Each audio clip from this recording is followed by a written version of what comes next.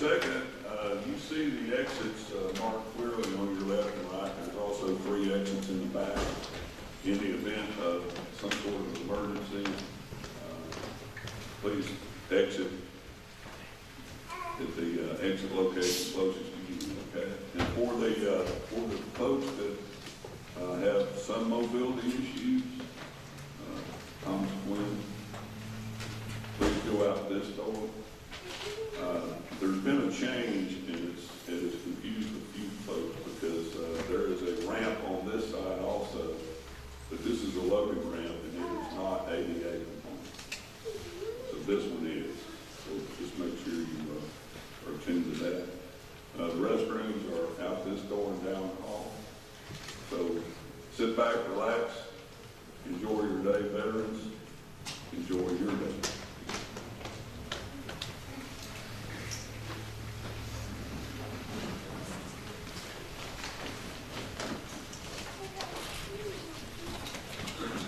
Thank you, General Harris. So 26 years ago, on this special day, I started asking the people of Tullahoma to pause as we salute those men and women who have served our country with honor and distinction. I'm pleased to join with Alderman Jimmy Blanks, Jackie Duncan, Renee Keene, Ray Norris, Jerry Mathis, and Robin Dunn in saluting all those who have served. When you take part in America today, you build a better America for tomorrow. And when you honor those who gave their yesterdays in defense of our country, you honor the very best of what men and women can be. And when you give your dedication and devotion to the commitment of being a citizen of this country, you make America a living memorial to their service and to their sacrifices. The liberties we enjoy are precious gifts, protected only for the moment and require a constant vigil. They will most certainly be lost should we ever turn our backs on those who serve in their defense. Today we will attempt to deliver a march that do justice to the deeds of both the living and the dead. Veterans Day is meant to be commemorated both solemnly and joyfully, a day to renew our collective pride and rejoice in our freedom, a day to remember our glorious and costly heritage and make it work for an even more glorious and prosperous future. Today is our opportunity to salute the men and women who have served or are serving in the armed forces to preserve our freedoms and the men and women who died serving our country. There is not a person in our great country who has not been touched by a friend or family member serving the armed forces and are now enjoying the freedoms those friends or family members defended. Who are our veterans?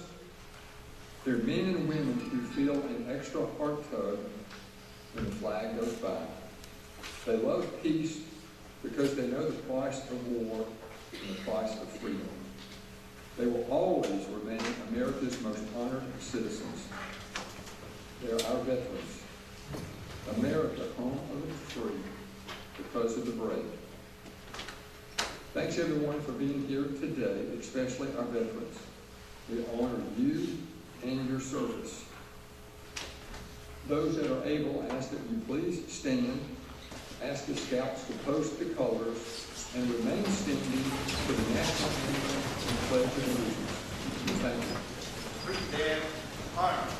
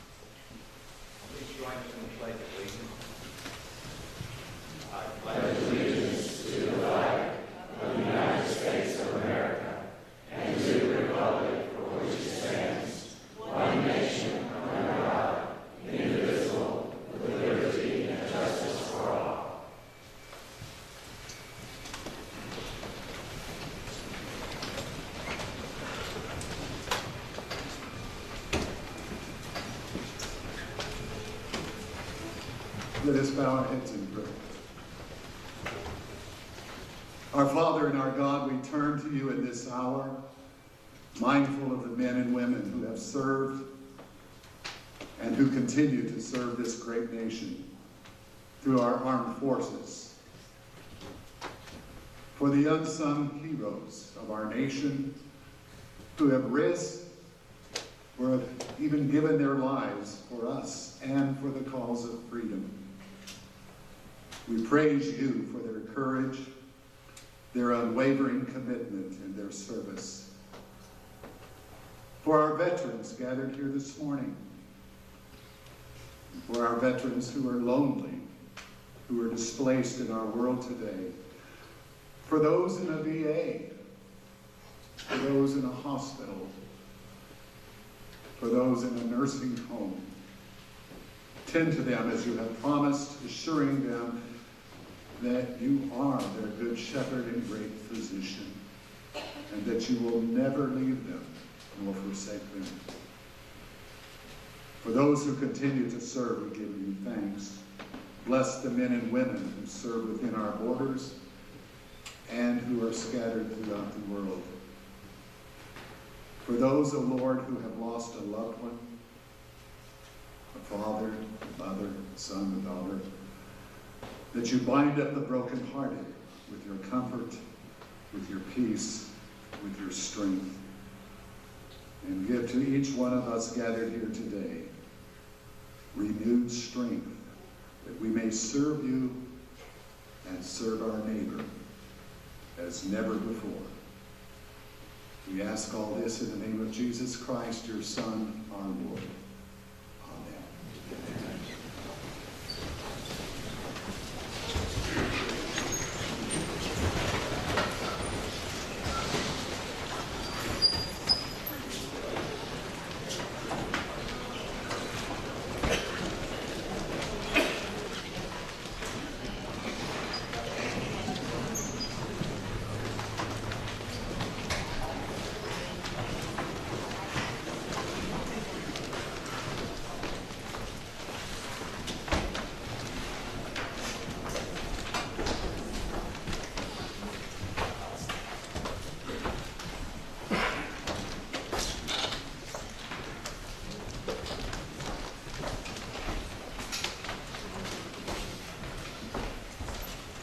Good morning. I'm Mary Ann Scott, and today I'm representing two women's organizations, the National Society, Daughters of the American Revolution, and the General Federation of Women's Clubs. For over 125 years, these two organizations have served their communities, including honoring and thanking veterans, both men and women. But sometimes the women don't get the recognition they deserve. I feel it's appropriate to read a poem about women written by a woman. Side by Side by Jennifer L. Best, Specialist, U.S. Army, serving in the Republic of South Korea. Women have fought, women have died, women have served and served with pride. From the Revolutionary War and yet still today, women stand side by side with men in uniform and say that they will support and defend the Constitution of the United States proudly in the air, on land, and sea. They will continue to fight for our freedom, wherever that may be. Their dedication to duty reflected their selfless service was so true. From private to general, these women did and still do. So be thankful for these women, past and serving still today. Be thankful that they gave so much, and include them when you pray. Thank you.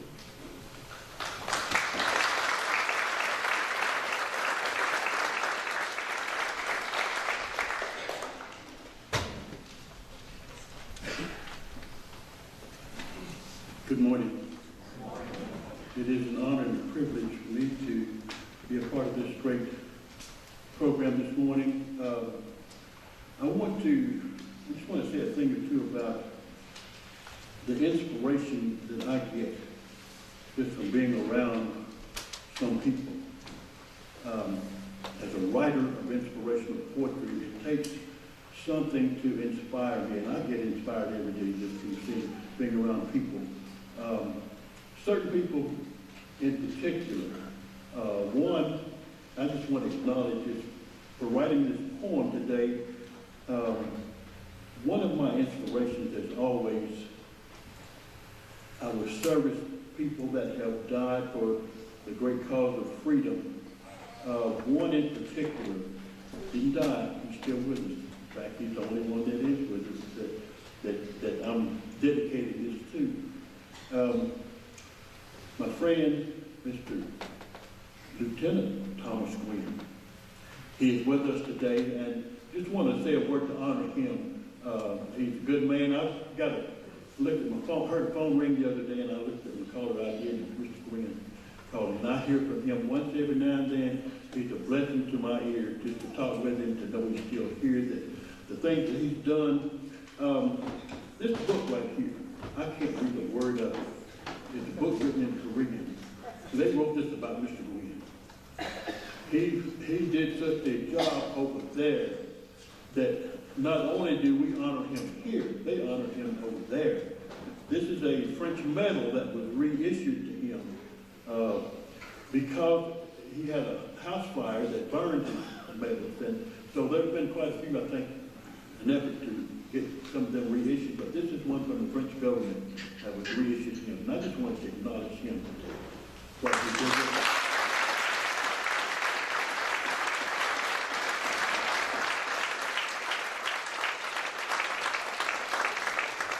And in honor of Armistice Day, I wanted to acknowledge a couple of World War II veterans.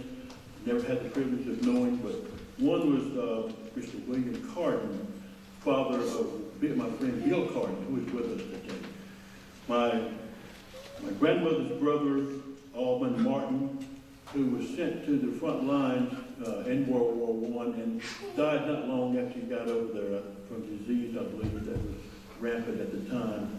But some of the other people that inspire me to do these righteous words, especially of this nature, was my father, Paul Duncan, who was Paul Duncan Sr., he was the U.S. Army, my uncle Henry Duncan, U.S. Air Force, and my other uncle, Talmadge Duncan, U.S. Marine Corps.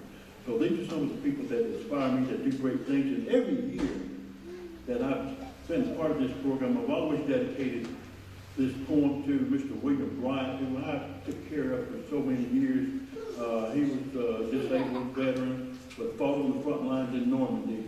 And he got some great stories to tell about General Patton, Fighting Patton, and all this. And I was just blessed by being a part of his life.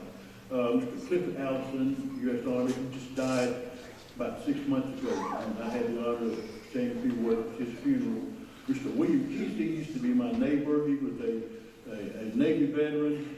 You saw a picture of him on the front page of the Tullahoma News where he skydived at 93. And these are the kind of people from the past that was a part of that great war, the part of that great time in life when, they were, I guess sincerity was at its peak. Some things, anyway, I won't get any further on that, but Mr. Herbert Ensel was also a great friend of mine. He was U.S. Army. And Mr. Lewis Curtis, who is still alive of this whole bunch. He's the only one that is still alive, and he was a Buffalo soldier. My poem today is in honor and memory. A grateful nation can never forget those here now and those gone before, who sacrificed and laid it all on the line to protect and stand guard against freedom's door. Today we pause with honor and remembrance of all who served, for the memory of their sacrifice shall always be preserved. Freedom is an inalienable right that God Almighty gives. To deny it of another man destroys or creates a greater fight to live. Wherever freedom is the prize, there will always be wars to fight. Just as evil cannot dwell with peace, darkness cannot dwell in light. There are good, bad, and misguided among us, with homemade agendas and self-made decrees. But who am I to deny one's freedom when God does not withhold it from me? The strength of a nation lies in its values, its people, their faith and truth make it strong. But a nation that thinks it can stand without God is a nation that will not stand alone. Freedom's defenses are tested each day, but we must ensure they never fade, never fall. It takes God and a nation of dedicated patriots who vow to be vigilant to freedom's cause. And whether you believe it or not, all prophecies soon will be fulfilled, and everything prophesied will come to pass, all according to God's perfect will. There'll always be room for another hero. There's so many battles fought, but not won. We all can be a hero to somebody when we help them do what life left undone. America is everything life has to offer, the greatest and grandest nation of all. But it's up to each one of us to stand for what is right, so that liberty, freedom, and justice don't fall. God said in His love will bring us together. We've got to know and believe that somehow. We may have come here on different ships, but it's obvious we're all in the same thing. When I get to heaven, I'll tell God about you, how you protected and stood at guard at heaven's door. And when the lamb and the lion lay down side by side, it is then we will study war no more. But today, we honor you more than they could. But today we honor you, the faithful. So many gave so much more than they could bear, some more than they could bear. But every time our country needed you most, thank God Almighty, you were always there. God bless America, and America always remember to bless God.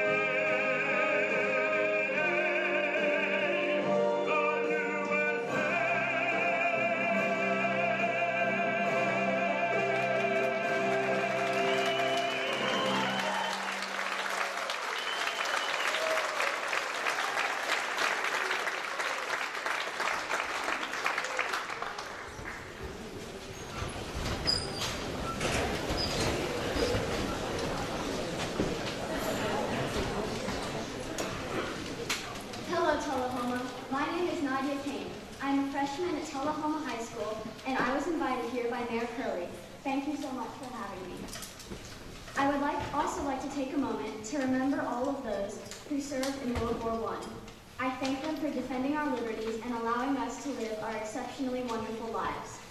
And not only veterans from World War I, but all veterans, the ones who came home to loved ones, the ones who are still fighting the war on terror, and the ones who passed defending us, deserve to be honored across America today.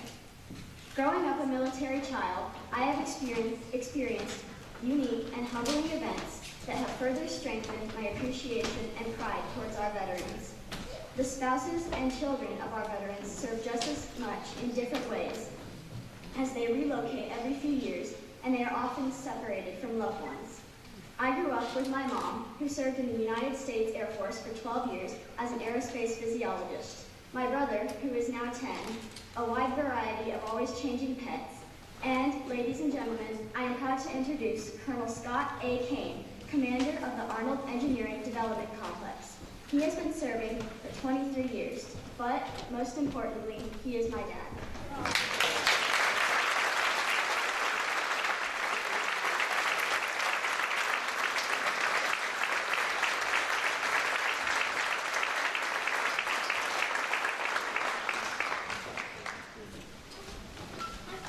In May 1918, a young man was inducted into the Army to become a soldier, just over a year after the United States entered World War I. He left Camp Pike, Arkansas on August 9, 1918, and he boarded a transport ship in New York City on August 15th en route to Liverpool, England. He hiked and rode trains to Southampton, where he boarded another transport ship to cross the English Channel to Le Havre, France. He again hiked and rode trains to Le Mans, where he trained as a machine gunner for 3 weeks and learned trench warfare tactics for another week. From there, he traveled for 10 days to join the U.S. 79th Division in the Meuse-Argonne region, and then to Verdun, near the front lines. After 2 more days, Company Bravo, the 311th Machine Gun Battalion, left for the front, hiking 8 miles a night, sleeping on the ground, and then staying on a hillside waiting for orders to approach the front. On November 9th, he hiked another 2 or 3 miles to the front, waited 1 night, and then went for the front. On November 11th, he said in his diary, "We was to put over a barrage, but on the way, got lost and went in no man's land. Backed out, went to our position, was too late for the barrage. The Germans started shooting artillery at us. We stayed in the trenches, it was foggy. At 10 o'clock, the lieutenant came and said hostility would cease at 11 o'clock. At 11 o'clock, all guns stopped firing." I was fortunate just a few days ago to get some excerpts of the diary of this young man, William Henry Carden. William Henry Carden is the father of William Henry Carden Jr., who's here with us today. William Henry Carden Sr. was one of over 100,000 Tennesseans who either volunteered or were drafted into World War I. 6 Tennesseans won the Medal of Honor from World War I. In all, however, 9 million combatants and 6 million civilians died before the gun stopped in World War I. 116,708 of them were Americans, and another 204,000 Americans were wounded. William Carden came back, but many, many more did not. Now, those losses are unfathomable to us today. So today we'll remember them and many others who have served, but we'll remember where this day began in our history with the armistice 100 years ago. So thank you for allowing me the opportunity to speak with you today on this very special Veterans Day, 100 years after it was born out of the armistice of World War I. And thank you, Mayor Curley and the City of Tullahoma, for inviting me to talk with you and for inviting my daughter to join us as well. On behalf of Arnold Air Force Base, the Chief of Staff of the United States Air Force, and Secretary of the Air Force, thank you for this community support to our veterans who live in and many who still serve in Tullahoma and the surrounding communities. And I thank you for your support of Arnold Air Force Base and Arnold Engineering Development Complex. As it has been for the entire history of the United States Air Force, Arnold today is essential to our military's superiority in air and space. which itself is a key to our entire military success on the battlefield. But there's no guarantee for victory. It takes the dedication of our veterans, our civil servants, our contractors, our families, and this community to produce aerospace power for America and to ensure we're unmatched across the globe. So thank all of you today. So on November 11th, 1918, an armistice was signed in France between the Allies and Germany to stop the fighting on the Western Front in World War I. It took effect at 11 o'clock that morning, the famous 11th hour of the 11th day of the 11th month of 1918. The U.S. and many allies recognized the first Armistice Day on November 11th, 1919. President Woodrow Wilson said that our reflections should be filled with solemn pride in the heroism of those who died in the country's service and with gratitude for the victory. It wasn't until 1938 that Armistice Day was an official U.S. holiday.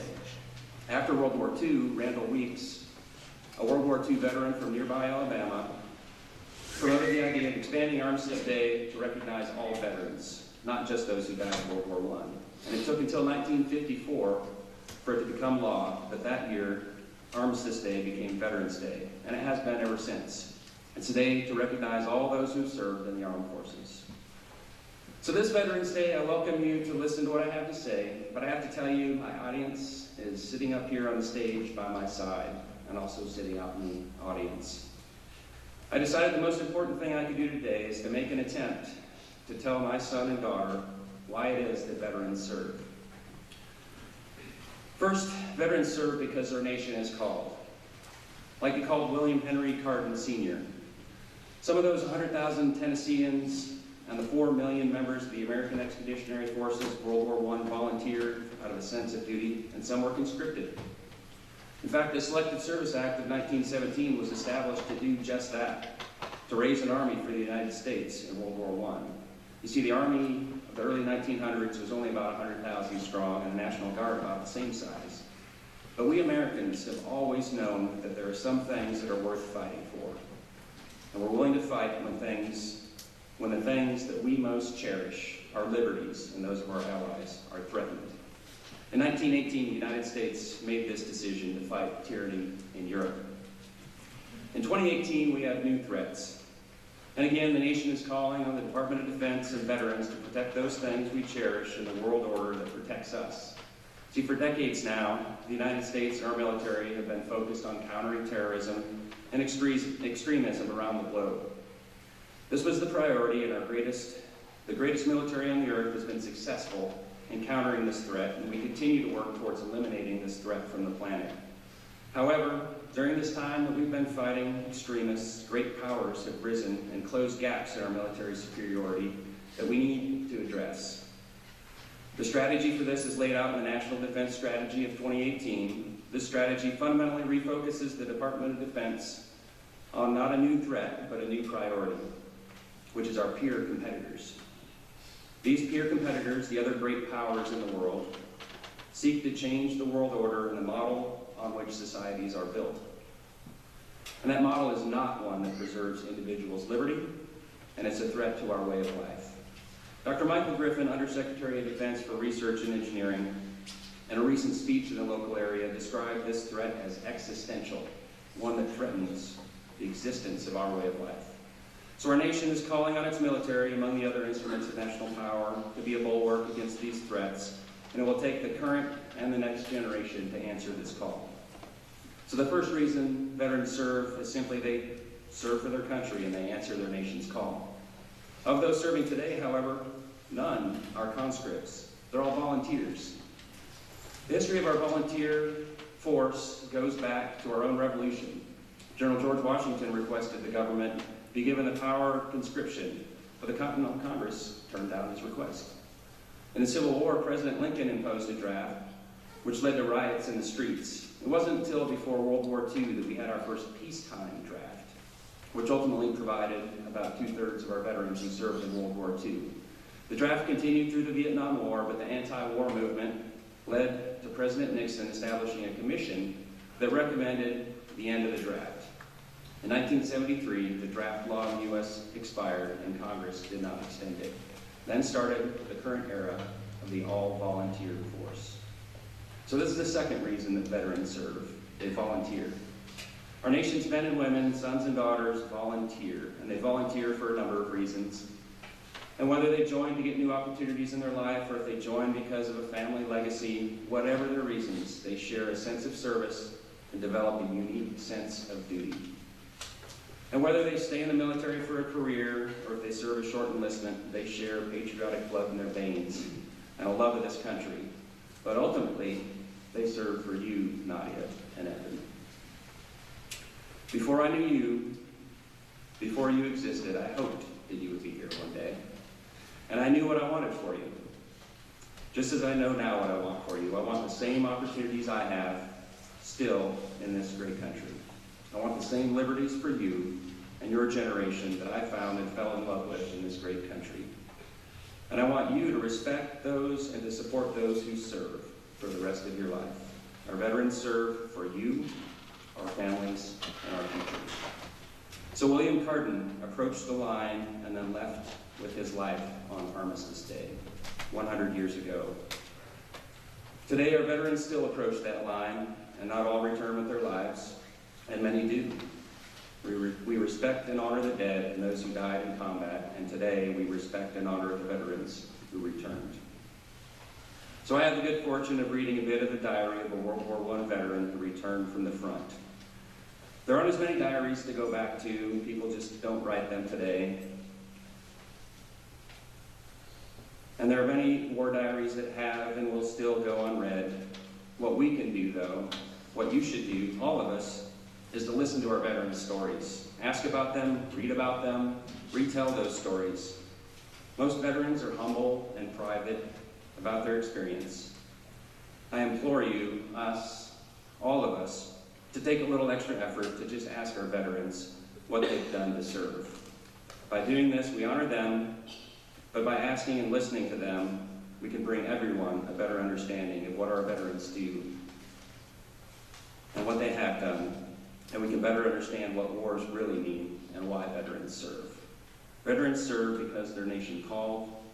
Veterans serve because they volunteered to serve, to sacrifice. Our nation is engaged in war this very day, but I'm thankful for the relative peace and prosperity that we enjoy in our homeland.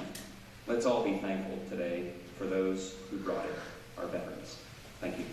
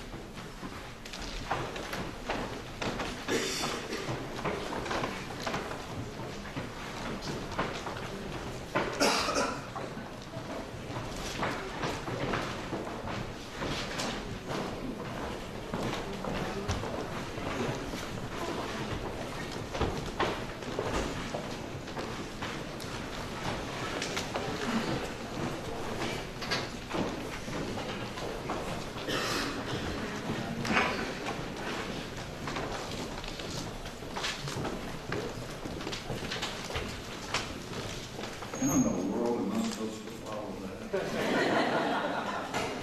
Amazing. Heroes. Ordinary people doing extraordinary things. I don't believe anybody wakes up in the morning and pounds their chest and says, I'm going to be a hero today. It just doesn't happen that way. Thinking on that, I wrote this in 2012. I'm neither hero or hobo without the ones who go before me and set the circumstances for my action, are the ones who follow and judge the value of my performance. Heroes don't realize they're heroes when they're heroes.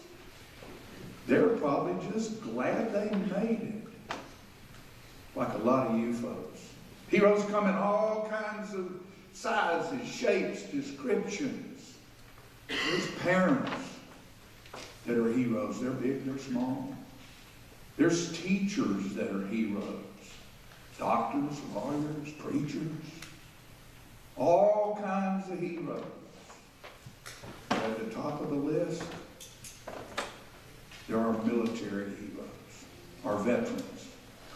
Because they allow all the rest of us the freedom to do what we choose to do. And hopefully influence someone else in a better way. A hero of mine was a man by the name of Teddy Bart. Teddy was on television. He interviewed. He did all kinds of wonderful things. He taught me, if you're going to be involved in doing this kind of stuff, you always need to be prepared. That's something else that our veterans do. They are prepared for any situation that comes along. How do you be prepared? You carry your tools, all the tools that you might need to be prepared to do the job you're called to do. I brought about 6 or 8 pieces of paper here today. Teddy also told me, don't make a plan, let the situation lead you to where you want to go. These lovely people right here have made my decision for me. Both those two right there. And all the rest of them who have been in front of you today. I have a friend whose father was a veteran who passed away several years ago. He was also a very influential and kind and wonderful man. My friend was suffering on how to deal with the fact that he had lost his father. I wrote this for him. And I write this for all of you, particularly you young people, who are sitting in this august bunch of wonderful folks who have given us our freedom in this country to do what we do. And realize one day you'll need to do this. The shoes left behind. The question's been asked so many times, who's going to keep the flag high? Up in the wind as our heroes did to follow as they walked by, as we watched it fly. As they pass along in the midst of the song, someone must finish the rhythm and rhyme. The lessons they taught, the battles they fought, have fitted you for the shoes left behind. Wearing the shoes left behind, being a torch in the night, how can you ever measure up and match that blazing light? That's your legacy left for you to see, knowing that you would find in the memories all you would need to wear the shoes left behind. At times they seem so large. Sometimes the pressure squeezed tight. But the more you walk the road they trod, the more the fit seems right. As hard as it seems, follow your dreams. You're one of the one of a kind. Embrace the morn because you were born to wear the shoes left behind. Yes, embrace the morn because you were born to wear the shoes left behind. One of my heroes was my grandfather. He sang in a way that most folks don't sing anymore. I got a cold in my throat cheering for the Wildcat football team 2 weeks ago. I thought, man, it's going to be hard for me to sing this, but the way this song is presented, it will probably help it be better. I dedicate this to all of you folks out there, you veterans, you friends, you comrades, and my grandfather, Odie Lee Tidwell, who presented it this way, Faithful Soldier. Oh, when shall I see Jesus and reign with him above? And from that flowing fountain drink everlasting love. When shall I be delivered from this vain world of sin? And with my blessed Savior drink endless pleasures in. Now I am but a soldier, my captain's gone before.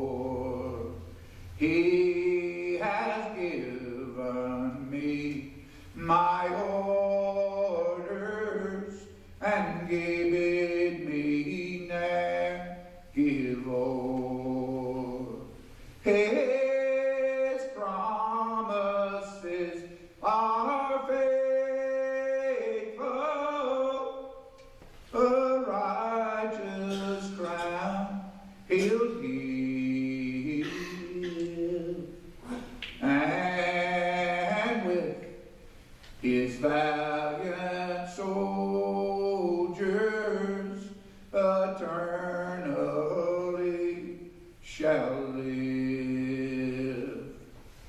Whene'er you meet with trials or troubles on your way, then cast your cares on Jesus and don't forget to pray.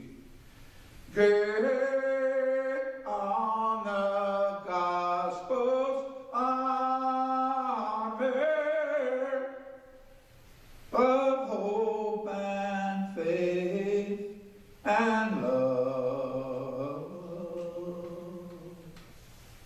And when the combat's ended, he'll take you